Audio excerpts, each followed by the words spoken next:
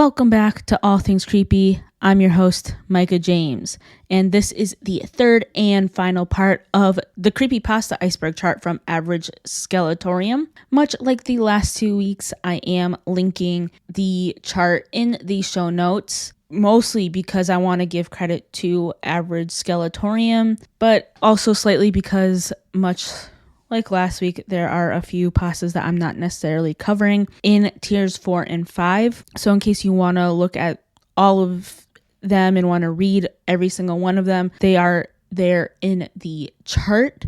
Part of the reason why I'm not doing every single one from tiers 4 and 5 is not only is this episode going to be kind of on the longer side, but I don't know, there's just a few reasons why I just didn't do them. One of the big reasons is because whenever I would look up one of the pastas, there either wasn't a search result for it and would take me to a different pasta, or there were just so many search results that I didn't know entirely which one to do, and I couldn't make up my mind without taking longer to do this iceberg chart. And then the other reason was there were definitely some in tiers 4 and 5 where I just, for whatever reason, just could not get through that pasta, so I just decided to skip it. So yeah, like I said, if you want to read every single one in this chart from tiers 1 through 5, it will be in the show notes, the link to this. Now, with all of that being said, like I said, we're covering tiers 4 and 5 today, and this will be the final part before I move on to my next topic. So let's start with tier 4. All right, so tier 4 starts off with possibly the first ever creepypasta to ever be written, Ted the Caver. Basically, Ted is a caver, if you couldn't tell by the title, and he journals his experience caving in this cave, and the cave seems to be explored up to a certain point, and then Ted takes a few friends with him, as well as a dog, to explore the more unexplored parts of the cave. And then weird things start to happen. They hear noises and all of that. Next is Kill Switch. This is about a fictional video game that is a seemingly normal horror survival game, but it's a creepypasta, so of course it's not. The next one is kind of 3 in 1. So it's called the Goodman Saga, and that encompasses these 3 pastas, but they're titled individually $1.wav, camcorder, and knob.exe. In $1.wav, John finds a strange file downloaded on his computer called $1.wav that seems to have been cursed by this old hag. Camcorder is told in the point of view of Henry Goodman, John's brother. His story tells of a cursed camcorder that haunts him. Knob.exe is Sally's story. Sally is the sister of Henry and John. She's haunted by a game she found on a USB drive. This is a very basic description, much like all of these that I'm doing, but I definitely highly recommend it. Console Me. Our protagonist goes to buy an Xbox 360 as well as a few games for it. One of the games turns out to be haunted, because of course it is. Eventually he becomes stuck in the video game with a girl who I personally perceived as one of the previous owners of the game and happens to be stuck in there. Next is Pokemon Come Follow Me. When Red and Green was released, there was a spike in deaths in children aged between 10 and 15. When investigating, police discovered that some of the cartridges weren't normal. These bad games made kids essentially kill themselves. The Maximum Judgment. To me, this almost reads somewhere between a more serious pasta and a troll pasta. Basically, an all-knowing deity known as the Supreme Judge will bring judgment onto you if you're not assigned somewhere. But again, that's how I personally interpret it, because it was not quite a serious pasta and not quite a troll one either. Noli Maddow. This is a creature that haunts during the night. He plays a game with the victim where he and the victim have to race to the victim's bed. If the victim wins, Noli Maddow won't come back. However, if Noli wins, he will torture this person until dawn.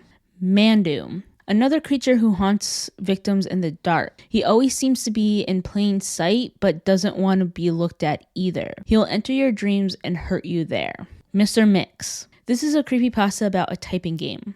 It starts off relatively normal, 10 words per minute on level 1, slightly higher on level 2, but by level 3, it seems like it jumps all the way to 85 words per minute, which isn't necessarily impossible, but for a children's typing game, it's kind of, for children at least, if they don't have that natural progression, it's kind of impossible. Level 5 requires 500 words per minute, effectively making it almost impossible to get any further. Although there are those who have hacked the system and got past level 5, but they were never the same after they did that. Gray Man. A boy decides to play the LSD simulator and sees the Gray Man in the game. After a few playthroughs, the figure seems to be showing up more and more in his dreams, and in them, the Gray Man is torturing this guy. Next is The Strangers. Our narrator starts to notice these strangers riding on the bus. They just sit there doing nothing, and they seem to be kind of nondescript, so much so that they just look so different from everybody else. This guy starts following one of these strangers. When he finally catches up with it, he discovers that he is now one of these strangers and can't find his way back to becoming normal, never mind his way back to his own world. Baraska. This is a long one. Sam, our protagonist, moves into an old mining town. It used to be prosperous, but the mines collapsed or flooded, but now people, mostly girls and women, go missing thanks to this one family who kind of runs the town, and the same family kind of saved the town from going completely under. Sam and his friends find out why. There is a whole podcast that does this. I think they have 2 seasons actually, and I can't remember which company did it, but it's very good. If I can find it, I'll link the Spotify link in the show notes. And not to name drop Creepcast again, but Creepcast also read through it in case you guys don't want to actually read a long pasta yourself. Happiness for Sale. A salesman sells masks that look happy.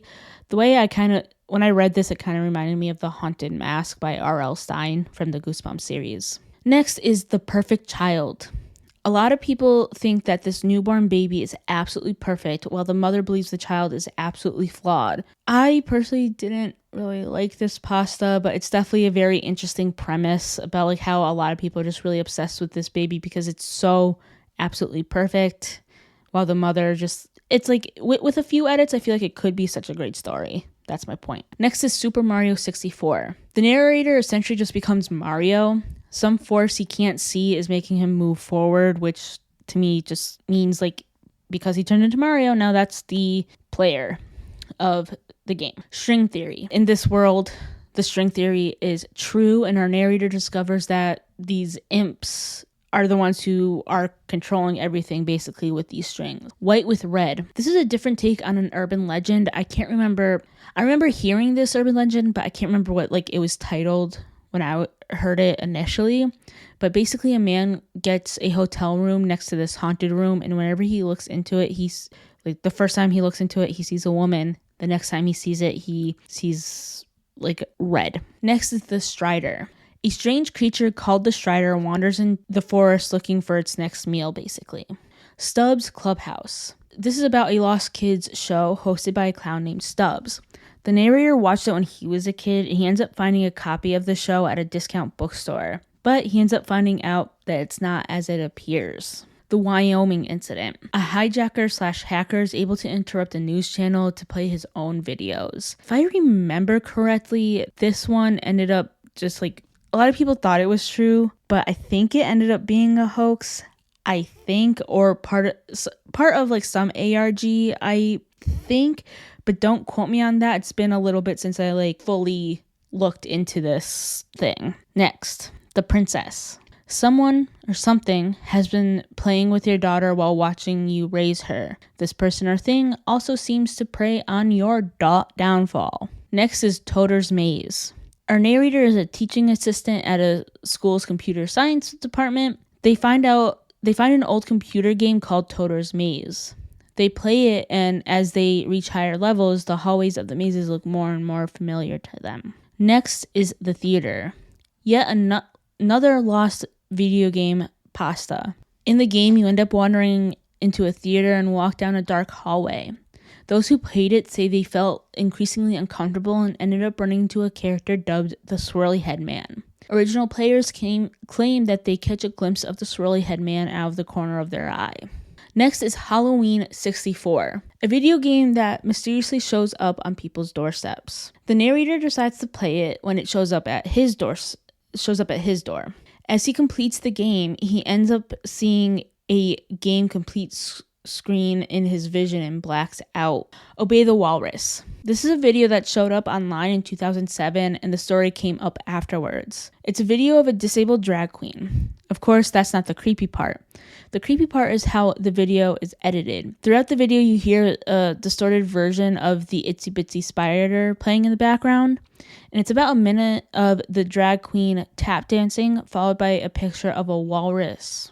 Next is the Queen's Guard. An English soldier becomes a member of the Queen's Guard. He ends up meeting a strange woman when he was stationed at the Tower of London, and this woman keeps counting down to something. Next is 1 million viewer. A guy gets sent a creepy website. On it, he meets one of 1 million, but it promises that 1 million will watch him. This one is just creepy because, I don't know, just reading stories about the feeling of being watched or just being watched in general, it just freaks me out. Out with a Bang. Our narrator finds out that he can kill people by making a gun with his hands and saying bang. He ends up accidentally killing his friend, and that's the first time he realizes that he can do it. And he ends up accidentally killing a young kid who is playing like cowboy or something, and the kid convinces him to play with him, and that was his second victim. It's been a second since I read this one, but I don't think he had any other victims, but he ends up just killing himself with his finger guns, and because he doesn't want to take anyone else out. The basement. The Ash House has a basement where all the troublemakers go. The narrator finds themselves down there and strange things start happening, because of course they do. Next is never go camping in the woods alone. Someone ends up going camping alone and runs into a strange creature. Upstairs. A kid is home alone when he hears his mom call him from upstairs. Then the front door opens and his mom is actually home. So this one is also a 2-sentence horror story, and but I don't mind spoiling this one for you, but basically the mom says honey, come down, and then he goes to run down, and then someone pulls him to either a cabinet upstairs or just into another room and says, I heard it too, honey, and it turns out to also be his mom. So, regardless if you read the 2-sentence horror story or the creepypasta version, to me, that's creepy nonetheless. Dying Happy. Tomodachi Life is a game for the Wii where you can make your Mii sing songs. And this is actually a real game. I think I even remember playing it when the Wii was at its height of popularity. Anyways, in the creepypasta, something very creepy happens because, of course, when your Mii dies in the game, you end up dying in real life. Persuaded. This one is really good in my opinion. It's a whole different take on the zombie apocalypse. Our narrator is looking outside after the apocalypse is upon him, and he's looking out his window, and then they see him. So he hides in his bathroom because that's the safest place he has. And the zombies end up finding where he's hiding, and they're actively talking and trying to get him to come out.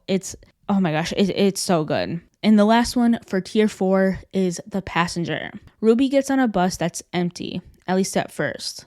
Another rider hops on, and Ruby gets a strange feeling about the other person. This person turns out to be a malevolent being and seems to want to hurt her. Okay, so now we are on to tier 5. The first one in tier 5 is Raelo. Don't know if I'm pronouncing that correctly, but it's all capital letters.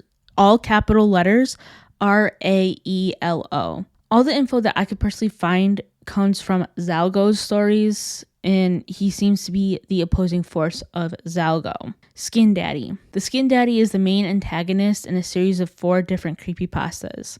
He is known to generally creep people out as well as kill people and animals. He has 2 distinguishing features: his special hair and his glowing eyes. Mr. Friend 123. He was this guy was an actual Tumblr user back in the day. He'd wear this black suit that looks like one of those latex like BDSM suits. At least that's what it looks like to me. And in this suit, he would record some strange videos. Next is Mordecai. A certain drug that dates back to the 1600s is known to cause hallucinations.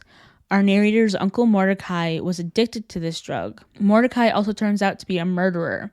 Thing is, though, he died years and years ago, yet the narrator and his friends all seem to go missing, thanks to Mordecai. Next is Skype. The narrator is talking to her friend on Skype when the fire alarm goes off in the friend's flat. As the friend is gone, a masked figure walks into the room and hides in the closet before she gets back. So the scary thing about this is like not necessarily the person in the mask, but like the fact that the person in the mask doesn't leave the friend's flat. Talk to strangers. A girl goes on Omegle and connects with this very pale, sickly looking man. She soon finds that this guy is not just hiding behind a computer screen. Next is email. A guy gets an email from a mysterious company by mistake. He learns that this company was making a new strain of Ebola that would make it harder to detect and therefore more harmful. He is now on the run from this company because that was not supposed to get out. The tale of Robert Elm. Robert has a story to tell, and he goes to the bar every night for 12 years just waiting for someone to ask him about it. Secret bar. A bar gives you only one chance to visit and only one. They'll take you either to hell to learn secrets or to heaven for happiness. And our narrator is desperate for secrets, so he's taking to hell, and he learns pretty quickly that he made a mistake. The town of Blanche. To me, this is just basically a Walmart version of Shadow over Innsmouth. So, if you decide to read this one, read at your own risk. Abaddon Tenebrae. Gerard gets a game from his friend that essentially drives him crazy. The story you read, he wrote from a psychiatric hospital and hopes someone will read it and be warned. Thumps. 2 people find themselves in a room without doors or windows. They do get fed and given water regularly. They just have each other to talk to, and these rhythmic thumps. At first, they kind of start off like coming every, so many hours, and then they just become regular. The narrator somehow gets out, but for some reason he can still hear the thumping noise despite not being there anymore. Seer of Possibilities. An old and powerful seer contacts Jack, our protagonist. The seer asks Jack to do various tasks. There's some tragedy involved, but ultimately makes Jack come out on top, at least for a few years. Taboo, The Sixth Sense. This is based on an actual NES game of the same name. In the pasta, it has links to a cult that sacrificed animals. The urban legend says it depicts the deaths of some of the young players. Princess. A white German shepherd is the only white one out of a litter of 7. She is named Princess, of course, and ends up killing her parents and siblings and kind of tortures the family that kept her. Generation Loss. A video causes unnamed side effects if you watch it. However, you can stop these effects by pausing it and doing almost literally anything else for a little bit, but it's completely unknown about what will happen if you watch it all the way through. Sky Judge. So it's written as like a video transcript of airplane security footage. A red light is showing throughout the video while weird glitches occur. Spectre. The protagonist goes to England to visit his cousins. He goes to church with them one Sunday and see this specter that looks out of place. Simple game. One of those pastas that you can see where OP was going with it, but it didn't entirely pan out. The way I interpreted this one is I think that the protagonist's character in the game died, and then the protagonist gets sucked into the game. It's called Simple Game because like the game was like very simple to like figure out and play. I don't know, like the idea is there, but like the way it was written, it just needed a little more edits. Skipper's Bin. A supposed channel that was created in the early days of YouTube. They uploaded low quality yet very off-putting videos. And apparently you can no longer find this channel on YouTube. The Blank Revolt. Mannequins start coming to life and taking over the world. It starts slow, but eventually they become the new evolutionary process in life, basically. And it seems like very few actual humans are still around. Stay in Bed.